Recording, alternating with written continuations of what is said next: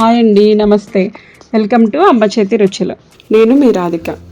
ఈరోజు ప్రపంచంలోని అత్యంత పాపులర్ అయిన వంటకాల్లో మన హైదరాబాద్ బిర్యానీ ఒకటి. అసలైన బిర్యానీ తినాలంటే హైదరాబాద్లోనే తినాలండి.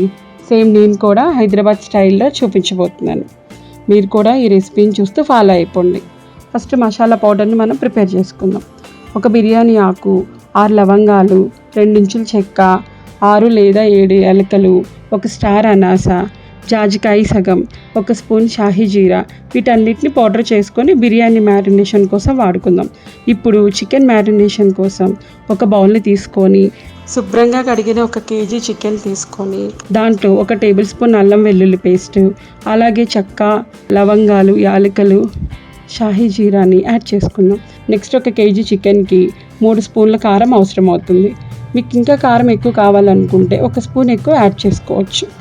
అలాగే 1 స్పూన్ సాల్ట్, ఇందాక బిర్యానీ కోసం మసాలా పౌడర్ వేసుకున్నాం కదండి, అది 1 స్పూన్ అయితే సరిపోతుంది. నెక్స్ట్ 1 స్పూన్ ధనియాల పొడి, ఇంకొక స్పూన్ జీలకర్ర యాడ్ చేసుకుందాం.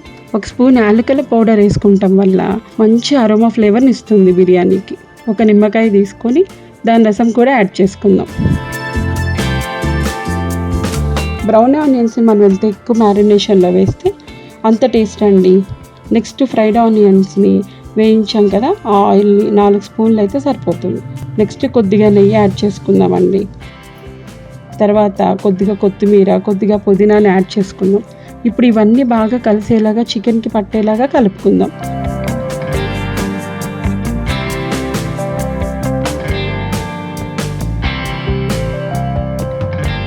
నేను యాక్చువల్గా ఇందాక పసుపు మర్చిపోయానండో, 1 స్పూన్ పసుపు కూడా యాడ్ చేసుకోవాలి.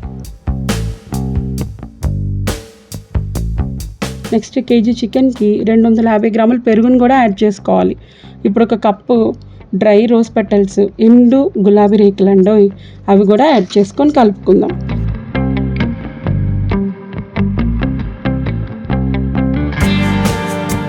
ఈ చికెన్ని 2 గంటల పాటు పక్కన పెట్టుకుందాం.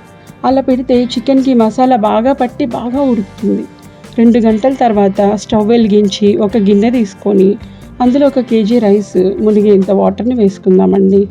అందులో 6 లవంగాలు, 6 యాలకులు, 1 స్టార్ అనాస, బిర్యానీ ఆకు, 2 ఇంచుల చెక్క, 1 స్పూన్ షాహీ జీరా యాడ్ చేసుకుందాం. ఇందులో రాళ్ళ ఉప్పుని వేసుకుందామండి. నెక్స్ట్ రైస్ స్మూత్గా రావడానికి ఇప్పుడు 1 కప్పు ఆయిల్ కూడా వేసుకోవాలి. అలాగే కొద్దిగా కొత్తిమీర, పుదీనా యాడ్ చేసి మూత పెట్టేసుకుందాం.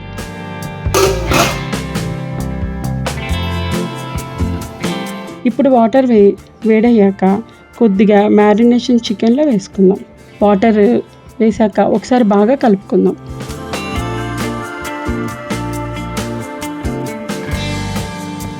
ఇప్పుడు వాటర్ బాగా మరిగాయండో, నేను 2 గంటలు 1 కేజీ బాస్మతి రైస్ నానబెట్టాను కదండి, ఇప్పుడు అవి తీసి దీనిలో వేసుకొని 1 తిప్పు తిప్పి మూత పెట్టుకుందాం.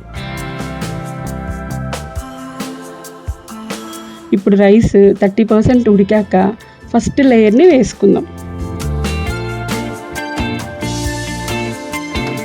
కొద్దిగా షాహీ జీరా యాడ్ చేసి బిర్యానీ మసాలాను కూడా కొద్దిగా వేసుకుందాం. ఇప్పుడు రైస్ 80% ఉడికిందండి, 2వ లేయర్ కూడా వేసుకుందాం. నెక్స్ట్ ప్యూర్ నెయ్యిని కూడా యాడ్ చేద్దామండి. బిర్యానీ కలర్ రావడానికి లెమన్ ఎల్లో ఫుడ్ కలర్ని కొద్దిగా వేసుకుందాం. కొద్దిగా ఫ్రైడ్ ఆనియన్స్, పుదీనా, కొత్తిమీర కూడా యాడ్ చేసుకుందామండి. ఇప్పుడు బిర్యానీ దమ్ చేయడానికి వేపర్ బయటికి రాకుండా ఉండడానికి గోధుమ పిండితో గిన్నె చుట్టూతో పెట్టానండి. ఇప్పుడు మూత పెట్టి గ్యాస్ మీద పెడదాం.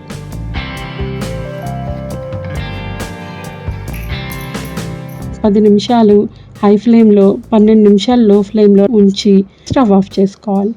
స్టవ్ ఆఫ్ చేశాక 20 నిమిషాలు అలానే వదిలేయాలండి. బాగా దమ్ అవుతుంది. అప్పుడు ఓపెన్ చేద్దాం.